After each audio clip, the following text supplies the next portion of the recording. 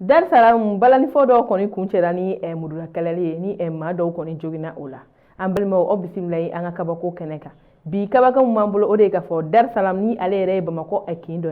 ko balani fodo koni kunchera ni mudula kalali aywa ko ani ko yere koni masro dore la ode ka fo ko ani donko folay na balani fodo koni kumbeno demsen groupe do cheman groupe ko ulude koni kelela uga kelen non ko koni okum kono la ay la ka fo ko uye mudu koni ke ka nyogon bugo ko sobere kelen na bc aywa ko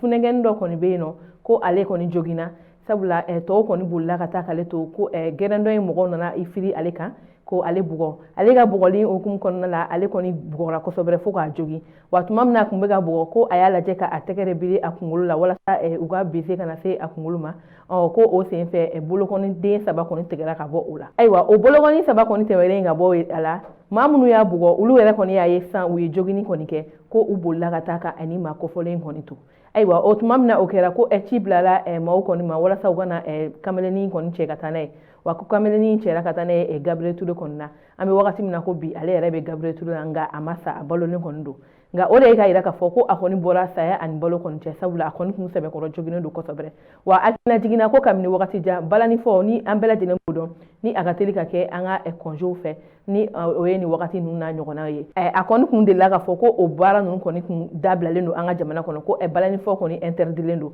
nga alibi abara koni be kanke ma kon ta do muna interdila walman interdiction min kun tara ka nyasa o blara wa nga mi honi e biye balani kon be fo bamako fanta annali bela jele konna wa akachama ke konje koni blalina ami wakati mna bi akare akinga dogo bamako balani fonte foromi ay wani kabago en koni senfe ma koni munu yeni wali anun ke ko etege ma daw kan ambe dumna ko bi nga anga dona tawla ni etege kon daru kan anu fowe anga broda wala aw kan be ambal mawni ne koni kuma ambulu ka daw kluka